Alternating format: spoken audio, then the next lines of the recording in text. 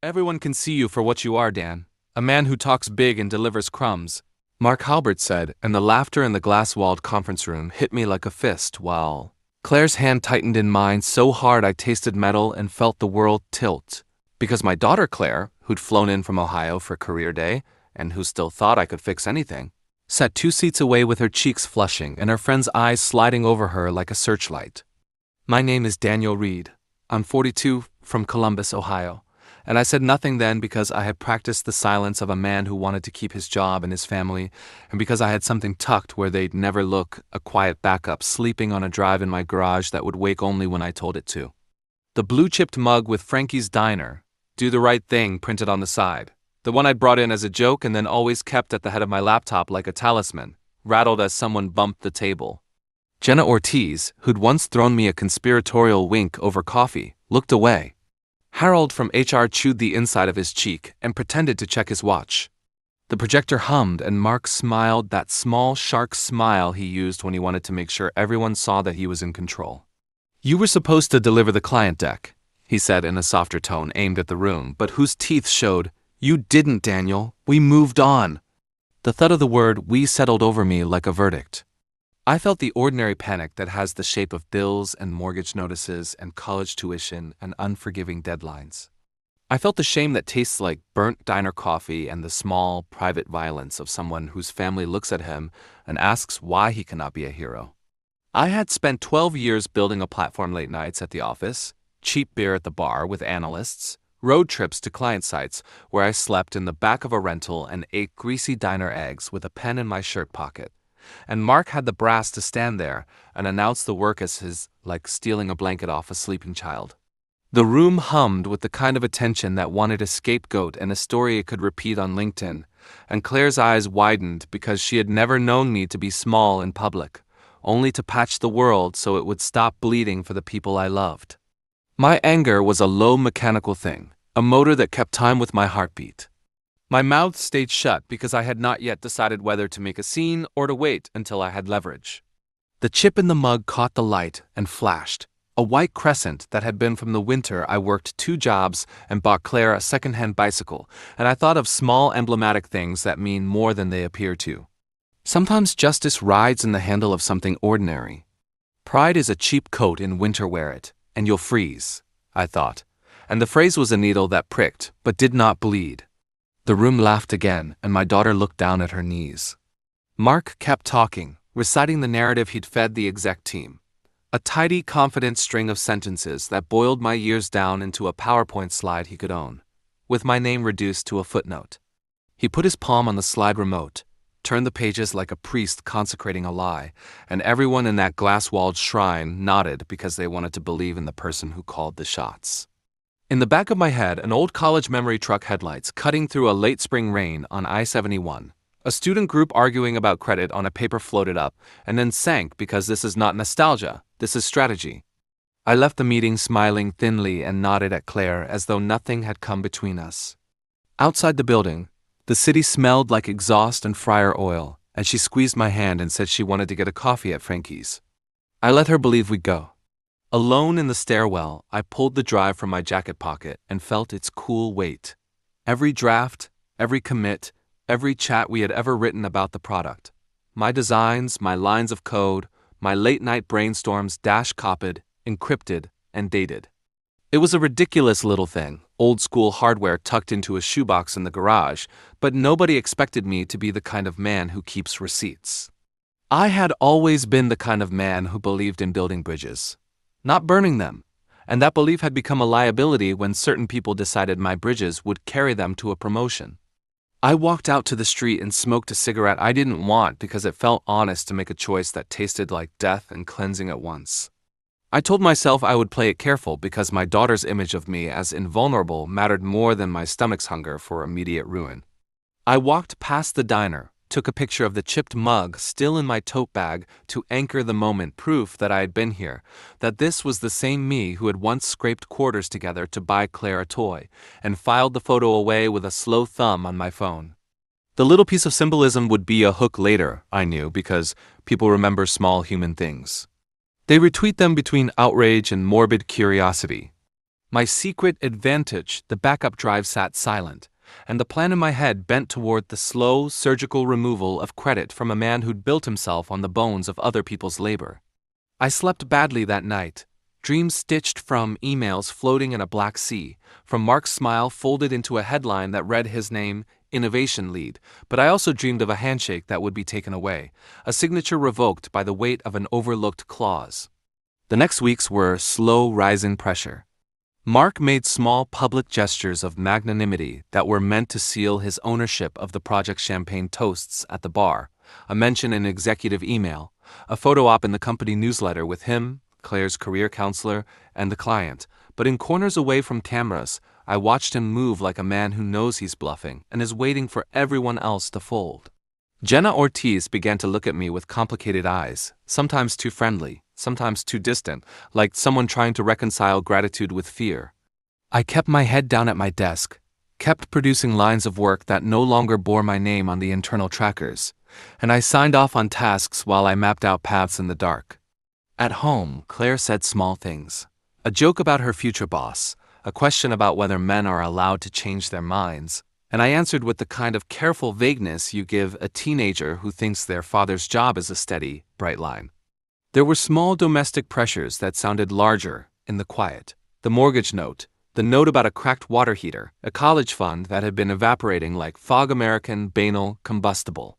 I ate late-night burgers and drank draft beer at the bar by my office with guys who traded war stories and resumes. We talked about managers the way men talk about weather, but I watched the men and made mental notes of who would retweet a scandal and who would look away. Mark's pattern was predictable. He cultivated narrative with optics, he chased headlines, and he never read the fine print. I began to read the fine print. I started by asking Jenna for the file access logs under some pretense about bug fixes. Jenna, who liked to think of herself as innocently complicit, handed me a CSV and a look that said she knew she had helped, but not how much.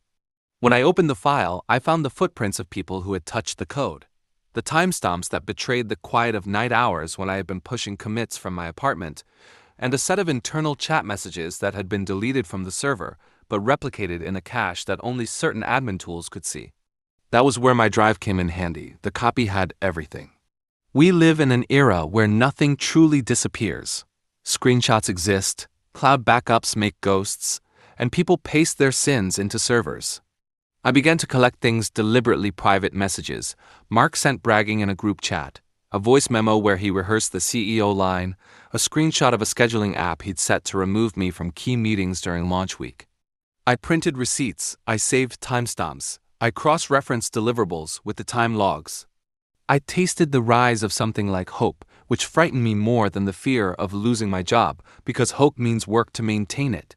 Justice is slow when measured in months and fast when measured in mistakes, I told myself once as I sat up late and cataloged evidence. The line felt both bitter and true as a wound. I started to test the edges, a message forwarded to HR about a discrepancy in the contribution list. A tentatively worded email to legal asking a dumb question about inventor declarations that set off an internal compliance check because corporate policy forbids misrepresentation during promotion reviews. The policy was dry and technical, a sentence about proper attribution and signature that most people signed without reading, but it lived in the employee handbook and had teeth. If a person could be proven to have misrepresented their contributions in the promotion packet, the promotion could be voided and further investigation triggered. I tucked that clause into my plans like a small, elegant blade. Meanwhile, Mark kept buying cameras and chairs and posed for photos with awards. The world is hungry for a single narrative, and he fed it with ease. I did not post anything. Instead, I drafted a slow clinical timeline and watched him. I made friends in the IT department under the guise of wanting cross-team synergy. Samir, a junior IT guy who still loved the idealism of engineering school, admired my old-school audacity and agreed to help me export server logs in the strictest, quietest way. We worked in the evenings while the building slept. Samir would hand me CSVs and I would convert them into a readable story. The deeper into those logs I went, the more the pattern emerged. Timestamps that aligned with my commits, deleted threads that matched my drafts, a draft label in a shared doc that had my initials in the metadata, even though Mark had published it. Mark had been careful, but he had never been surgical. His arrogance made him sloppy. It became a game with very high stakes: find the smoking gun, apply the technicality, and watch the structure tilt. I began to plan moments so that the truth would be undeniable, not a rumor or a gut feeling, but a documented chain that even the company lawyers could not ignore. At the same time, I kept up appearances. I took Claire to Frankie's diner on a wet Thursday and let her choose pie. She said, "Dad, maybe you should make a video about this. People listen to real stories." Her words lodged in me like a splinter. The idea of a public reveal felt dangerous but oddly necessary. People needed to see the human face behind the documentation. I built a draft post, a plain, careful narrative with attached screenshots and timestamps and a single human touch, the photo of the blue-chipped mug on my desk. I typed a line and then deleted it, typed it again, and finally left one sentence in the draft as a test to myself. Before we get deeper into the story, make sure you're subscribed, and tell us in the comments where in the world you're listening from. It landed like a small insult to the cold process I had been running. It was ridiculous and intimate at once. The voice of someone who understood that stories travel best when people feel invited in. I saved the draft and closed the laptop and walked to the window and watched the city move, feeling like a man composed oddly of patience and fury. My plan had become two-pronged. Let the legal clause do the heavy lifting by forcing a compliance audit, and then, should that not be decisive, release a curated packet of evidence to people who make narratives, viral journalists who chase shoals with agendas, colleagues who would forward things with commentary, and social platforms where outrage multiplies into consequence. Pressure turned normal life into a series of rehearsals. I answered client calls in the morning and rehearsed neutral phrases that hid my case file under professional competence. I drove Claire to her networking events and tried to teach her the difference between being loud and being effective. Mark grew bolder. He began to schedule public previews and insist on emails with subject lines that implied ownership, Project X, Mark's vision, and the floor in my stomach dropped every time. He had allies. Gail in marketing, who loved glossy narratives, Tom from sales, who always pitched the man who could charm a meeting room, and HR's Harold, who had been promoted into complacency and refused to see nuance. When the compliance check finally fired an innocuous division transfer request that required a full audit of contributions because of an internal policy tied to IP disclosures, Mark's packet was missing a specific inventor declaration that the form required. He had hand-signed the promotion packet, but had neglected, in his rush and self-confidence, to sign one small attachment that legally tied an author to an invention. It was a clerical oversight in an era that mistakes clerical oversights for fate, but it was the part of the machine I had been hoping to jam. I quietly flagged the missing signature in the audit portal and attached a polite note from compliance asking for the form. The note set off a chain reaction. Legal pinged compliance. Compliance pinged HR. HR pinged Mark. He fumbled for a signature and tried to backdate a PDF, but Samir and I had saved metadata that showed the PDF had been modified after the promotion review closed. The file's internal history betrayed the attempt. The legal people, dry, careful, hungry for clean lines, could not camouflage the metadata. I watched Mark's face as the call to legal happened across the table. His mask slipped for a second and a scab of old terror showed. It was a small, perfect procedural cut. A signature missing meant an incomplete declaration, and in corporate law that can undo a promotion contingent upon demonstrated contributions. At the same time, behind the scenes, I arranged a leak to a reporter I trusted, a local technology columnist named Laura Green, who loved to hold power accountable and had once written a feature on unpaid engineers. I fed Laura the chain. Server logs, a curated folder of screenshots showing Mark admitting in private chats that he'd fronted certain slides, the voice memo where he practiced wording a press quote that would not mention my name, and the photo of the blue-chipped mug in my tote bag that proved my presence in certain key meetings.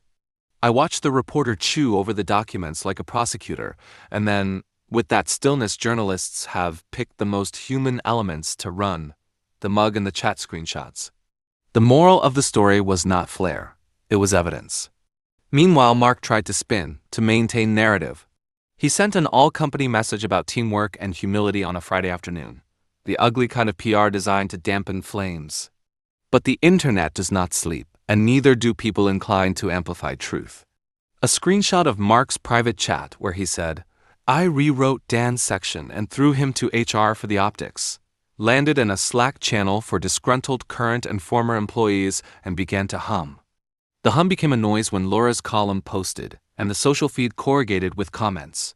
Someone dug up an old internal memo. Someone else shared a recording from a sales pitch where Mark's voice was layered over my slides. The world was a cruel, bright place where a man could be uplifted by performance and toppled by a screenshot. I felt a complicated mixture of vindication and pity as I watched the feeds. The corporate machine, which had felt invincible when Mark held the microphone, suddenly had to answer to protocols and contracts.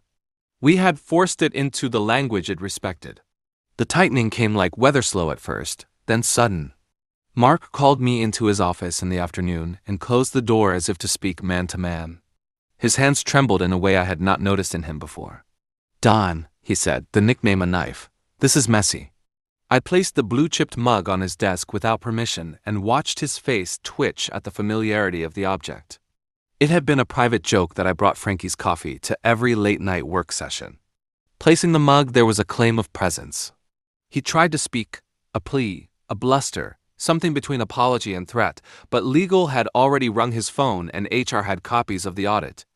Gail in marketing began to avoid his eye in the hallway. The reporter Laura had sent a terse email asking for comment and was sitting on the story's next angle, a leaked meeting recording that matched the server logs to timestamps. The company's lawyers moved like a tide around intangibles privilege here, confidentiality there, but certain policies are not negotiable. When a promotion is based on contribution and you cannot prove contribution because the paperwork is falsified, corporate rules demand remediation. That was the technicality that Mark had overlooked. There was a company clause that any promotional document missing an inventor's signed declaration rendered the promotional claim void and required the company to rescind and investigate for misconduct. In essence, the architecture he had used to scale himself upward required a small bolt that he had not secured. The bolt failed.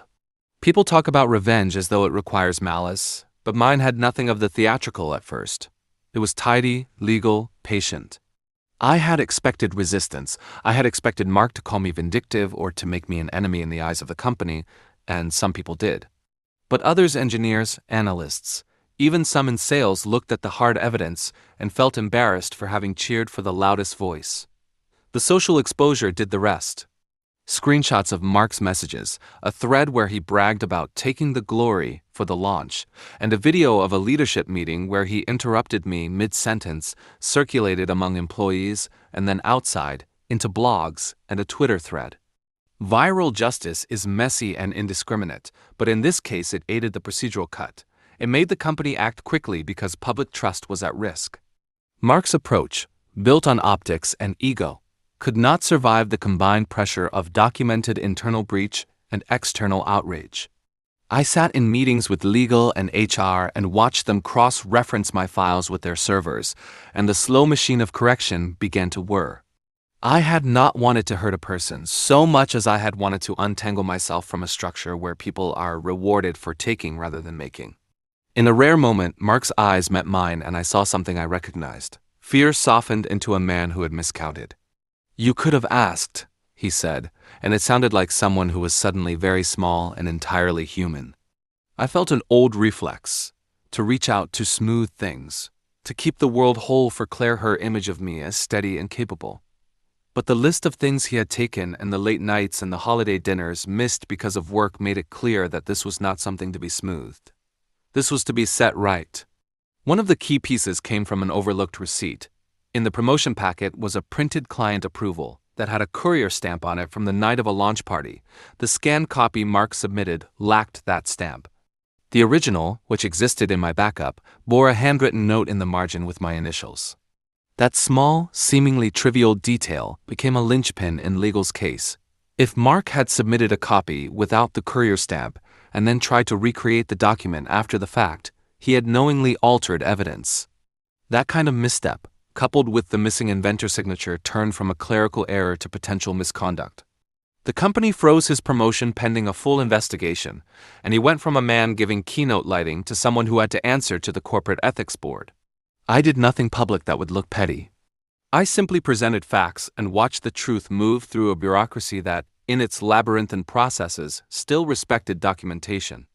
The leak to Lara had already created a public story that could not be entirely contained. The company wanted to show action. The board asked for interviews, for tapes, and for a review of all related projects. Mark reached out to colleagues in panic.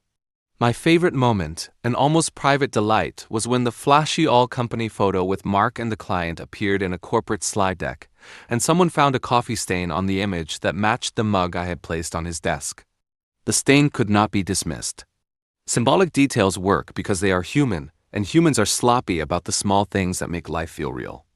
The blue-chipped mug had become proof of presence, of my late nights and my human care. It had also become a touchstone in the narrative that Lara published in her second piece, The Human Cost of Stolen Credit, with a photo of my daughter and the mug on my desk. Claire saw the piece and texted me that she was proud. That text was 2 words that steadied me more than anything. The news felt like an instrument of truth tightening, not malice. Mark had built a house of cards on other people's sweat, and the wind of documentation had begun to rattle it. People I had worked with began to message me privately. "If you need us to corroborate, we will," one engineer wrote. The pattern of voices gave me something like warmth. The public unraveling was rapid and messy and, finally, deliciously inevitable. The board's inquiry moved with a surprising ferocity because the article had spread to outlets that cover corporate scandal and employment law. Mark tried to push back with statements about collaboration and leadership and with speeches about the team public things that look like remorse but are meant primarily to preserve optics. I watched the feeds and felt something like a giddy, strange relief when the first formal notice arrived. An internal email from legal requesting all draft versions of the project files and a voluntary statement from Mark.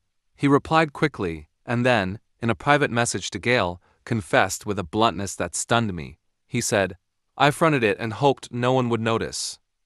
That message was inadvertent. It was a confession in a private stream, and someone took a screenshot. The screenshot was a lethal thing because it was simple and human, the kind of evidence lawyers like because it is incontrovertible. The screenshot found its way to Lavra and to the legal team. The legal team forwarded it to the board with a firm note. The procedural mechanism did its work. Without the inventor's declaration and with evidence showing deliberate misrepresentation, the board had to act to protect shareholders and reputation. The company rescinded Mark's promotion, initiated a formal investigation, and put his management privileges on hold pending results. The social layer tweets, a short video clip of a meeting where he cut me off, amplified the story and made it a public morality play. In the midst of this, Mark tried to salvage dignity with a half-hearted apology email that landed like a dropped bag of trash on the company floor. He called me once, voice shaky, asking for a meeting to explain, but his word felt stale. I agreed to meet because a man who had once owned rooms deserved to be looked at and not simply paraded. We met in the diner near the office at midnight. The chrome chairs were too bright under the fluorescent lights, and the smell of fryer oil made his apology taste like grease. He slid into the booth, and the mug between us seemed to be a small, trivial altar. He looked old in a way I had not seen. Not because he had aged, but because the weight of being caught wore on the face like sand. He offered reasons and excuses, pressure from above, an empty childhood, the belief that no one would mind, but they folded like cheap paper. He reached for the mug and picked it up, fingers trembling. He said, "I didn't mean to hurt anyone." I believed him and did not at the same time. People who build empires on small thefts often convince themselves they are entitled to them. The investigation finished with an internal ruling. Mark had misrepresented contributions and violated company policy. He was suspended without pay and barred from the leadership track for a number of years, his standing within the company dramatically reduced. The company issued a quiet public statement and an internal memo on ethics training. The kicker of procedural justice I'd counted on like an ally came when the board required that any public claim on the project be amended to list contributors. Mark's name remained, but his claimed authorship was corrected to reflect my work and that of others, and the promotional materials with his extended quote were pulled for re-editing. The legal technicality had worked. A missing signature and the metadata on the recreated PDF made his promotion invalid and gave the company cover to sanction him. Social exposure had done the rest, and Mark's small empire of optics collapsed because 2 things he underestimated, procedures and the permanence of digital footprints, were absolute. I walked away from the office that morning with a complex feeling. Vindication sat next to a bruise because public humiliation is not a clean weapon. Claire texted to say she was coming by my place to help me move a box of old books, and when she arrived, she hugged me for longer than normal. "You did the right thing, Dad," she said, and her voice was soft, but certain. The life lesson landed as plain as a fact. Standing by what you built matters. I kept the blue-chipped mug on my shelf, and sometimes late at night, I would hold it and think about the small things you keep because they mean more than money or titles. The world had shifted. Mark's name was still on some memos, but the structure of his authority had been fractured in ways he could not easily mend. I walked away with scars, job stress, the knowledge that people you respect can be dishonest, but with a strange sense of quiet, as though some terrible ledger had been balanced. 2 sentences of a plain lesson came to me then. Do the work, keep the receipts, and remember that small exactness beats loud lies. I set the mug on the counter, turned off the light, and let the city noises fold me into the thin, stubborn sleep of a man who had been hurt, had acted, and would wake to rebuild. If this story resonated with you, please give it a thumbs up and subscribe. It helps us share more true stories like this.